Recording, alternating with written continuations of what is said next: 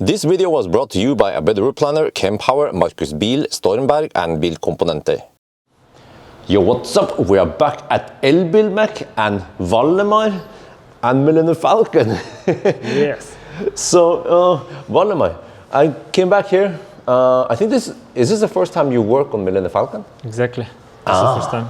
It must be an honor. Oh yes. Everyone is prepared. Yeah. You see, I put on nice, clean clothes even. Unlike me. But you see, you guys saw the previous videos. There are some problems with the Falcon. There's actually more things we could work on. It depends, if you're up for it. Okay, let me do a quick walkthrough now. What is the problem? Well, the main problem is this one, the trunk. So, Valdemar, if you try to open it, we can see what the problem is here. It occurred when I ran out of juice, but I think it was just a coincidence. Yeah. So it looks like it's stuck. It starts to go up, beeping, alarming, but it's not going up.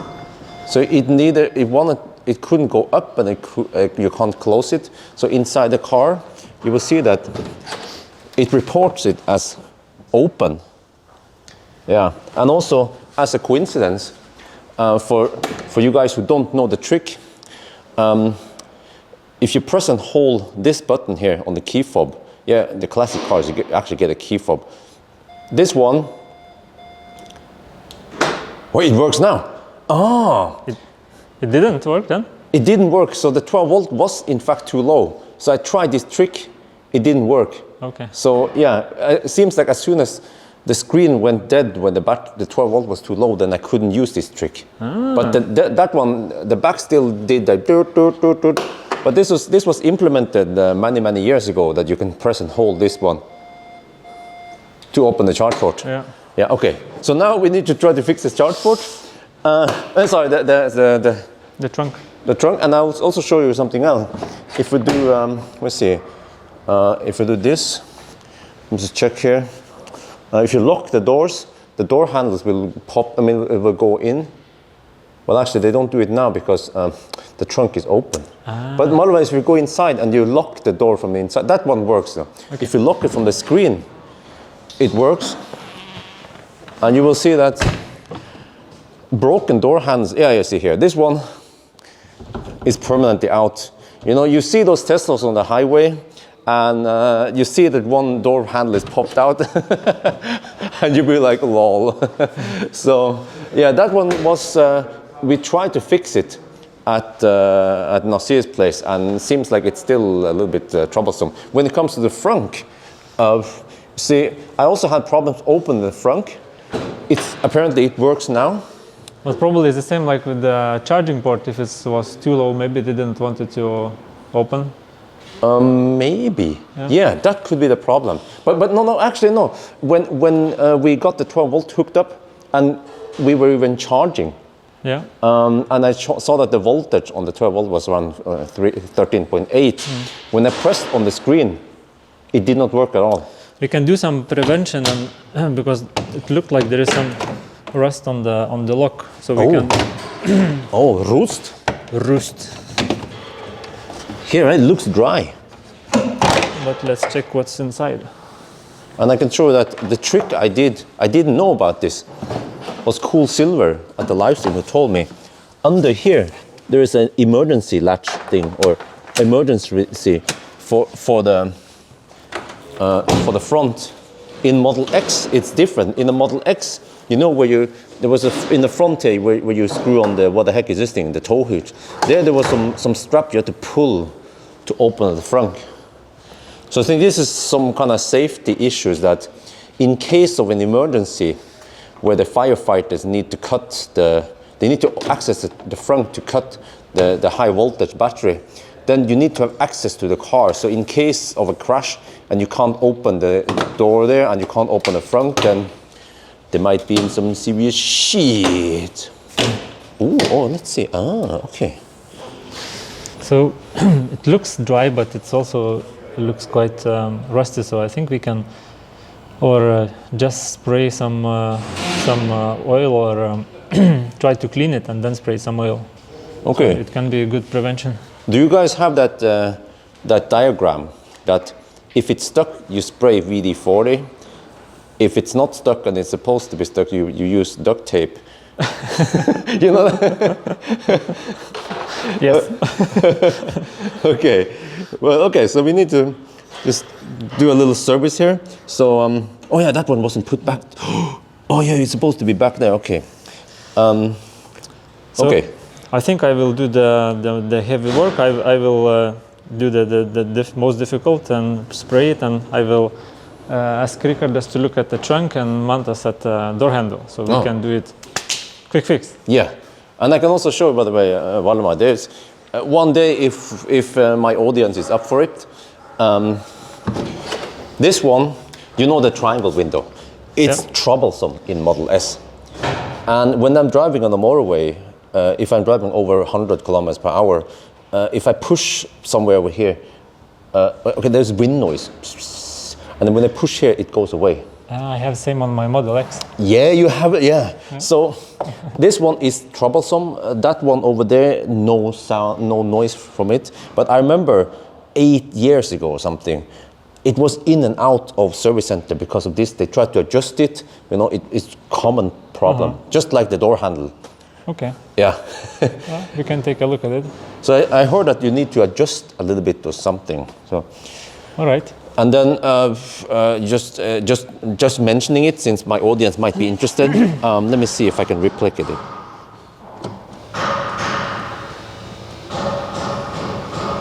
No, this one, sometimes it squeaks. That's on my wife's Model S. It's funny that every issue I mention, you already know about it or you have it. And then what else is it? Yeah, also another thing is that when I'm driving, when I'm driving in curves, it sounds like there's a loose screw in here. Really? Yeah. It's a bit annoying. It's no big deal, really. Yeah, when we walk on the trunk, we can see if we can find this bad guy. Yeah, and also, since we're already at it, ever since Nasi changed the rear drivetrain, there was some kind of, there was an insulation problem, or some grounding problem. Yeah? Yeah. He changed it, he changed the whole motor, and now when I start driving, I hear a click, and then when I start regenning, I hear a similar click. So it's like click, click. I heard it when you backed in. Yeah, you heard on it. the Tesla. Click, click. So, you know, electric cars should not make any noise. Some noises could be issues. Probably we have to retight drive shaft.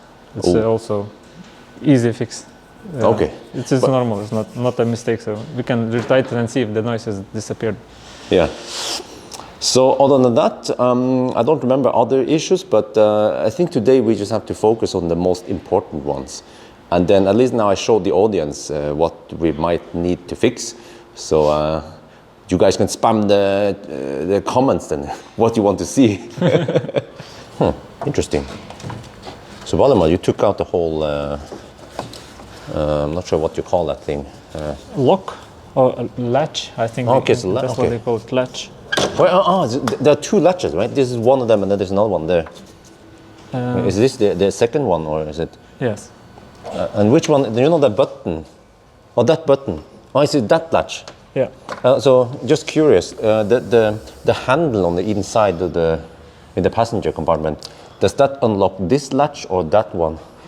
It should be that one, right?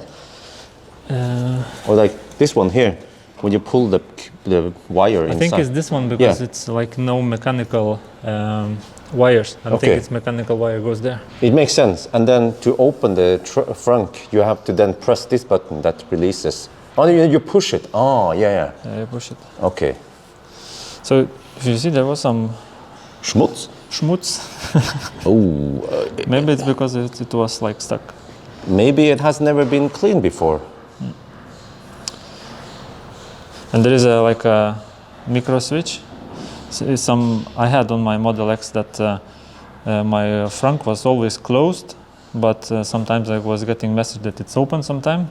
So it was this micro switch which actually reports to the MCU, to the screen, that when the frunk is open or closed. So it seems like it maybe starts failing sometimes, because when I was stuck there, I didn't hear the, you know. This one is supposed to do some kind of, maybe. No, the switch is actually, I think, is just to indicate if the frunk is open or closed, like when the lock is closed or open. So this one, yes. Oh, that one. So this one must have failed sometime or start making hiccups. Can be. Well, I would suggest to maybe to replace the whole lock, but we don't have today, so I think we just do the good clean, lubrication, put it back, and hope for best.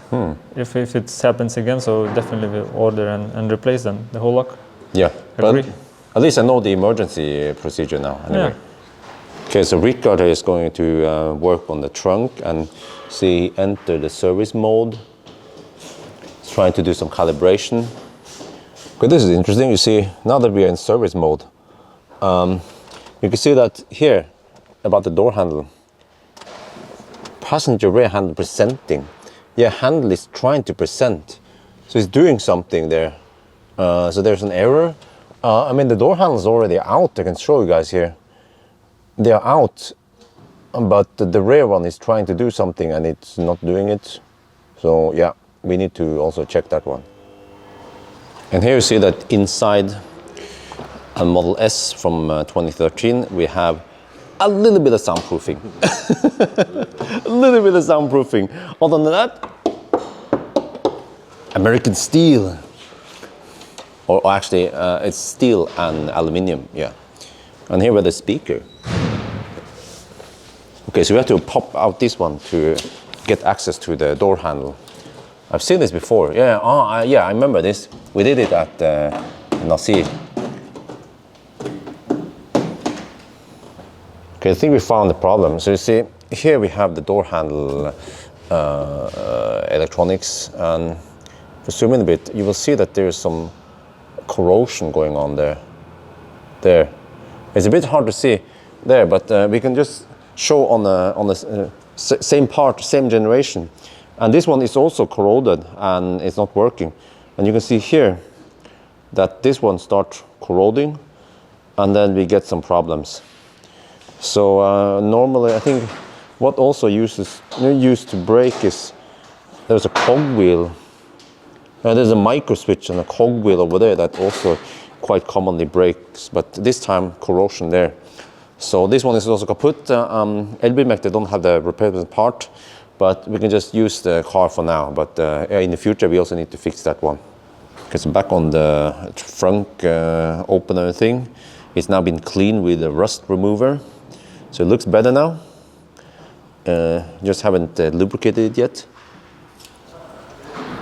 See how the micro switch is working? When the lock is closed, it sends a signal that it's closed. When it's open, then it sends a signal that is open. Huh, okay. I will use some white grease to lubricate the whole thing, so it will not get stuck so quickly. Try to install in the same places as it was. Okay, with some lubrication there? Or? Yeah, with some lubrication, and we try to install in exactly the same place, so it will not get stuck with front like with the back. Well, I'm surprised that it has been working for 10 years and no major issues. Well, until now maybe. Because I use this a lot. You can see why, because it has a big, this is the classic Frunk. So fun fact, Nyland Falcon is the first generation to Norway. And Valdemar, did you know that, okay, this is the big Frunk, but there are two different sizes. So from 2014, the Frunk is still like this, but it's a little bit shorter. Even also with a rear wheel drive?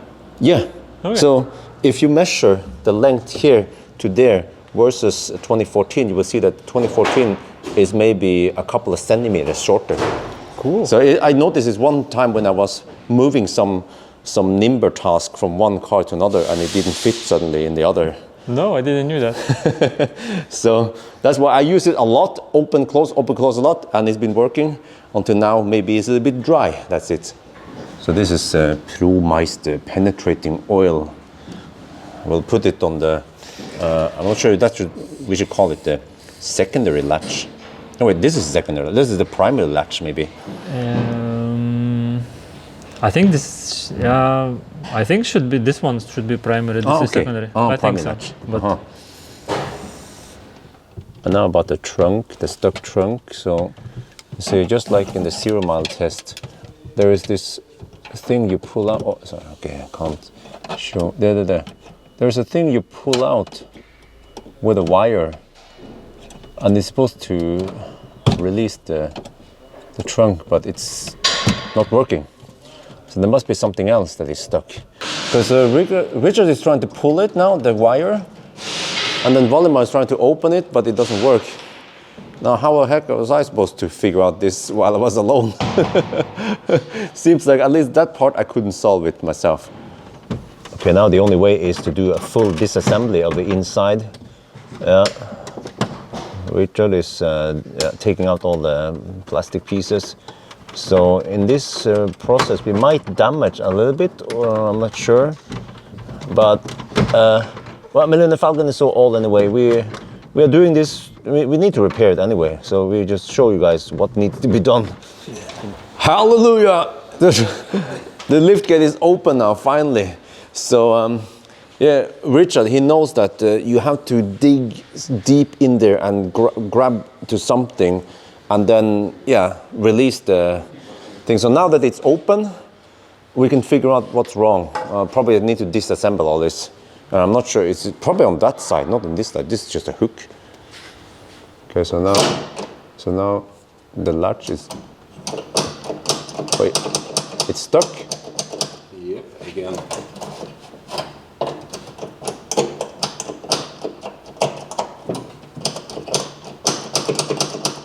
So that's in that state when it was open but not fully open and then not closed. Okay, and then it's locked, latched, and you open it. it makes some strange noise again. Oh, so it's kind of working now, but we can't just leave it like this because it might fail again. Yeah, it will. Yeah, it always works at the workshop, and then on the way home, it's not working again. Okay, let's test the frunk. All right.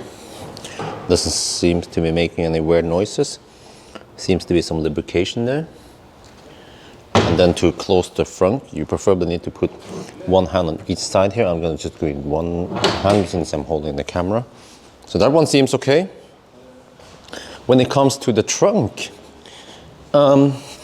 we leave it partly open. You see, it works now, but so we have the actuators, or whatever you call it, the motors for lifting up the trunk, but then there is a motor there that is kaput. So that motor is supposed to pull the trunk in place when you close it. So now when we close it, but there's no button. Oh yeah, okay, we just have to lower it manually. And then, so it locks, and yeah, so we can then lock the car. Well, actually, I think the door over. Yeah, door is open. But at least now we can just lock the car. So previously, when the trunk was open, I could actually not lock the car. That was interesting. You could not lock the car from the key fob. You could not lock the car from the app. But if you went inside the car and you use this one here, you could in fact lock the car. But then how the heck do I lock it from the inside and then go out again, right? But at least now we can lock it. So we're just gonna keep it like this, a little bit exposed now, until we get the part, and then I'll come back for another episode. Okay, now we inspect under the car. We're actually looking for some noise in the suspension, but we discovered something. Discover something that we might need to do service on the battery. It looks like it was maybe a small damage here, or maybe not. But, or just wear and tear. Yeah, it's a lot of mud and shit sand and stuff. Sand Yeah. and stuff. If you take the okay, can you poke it with this one? You can see that this is full of. Yeah, look at that. Whoa. So it just comes from the road. And why it's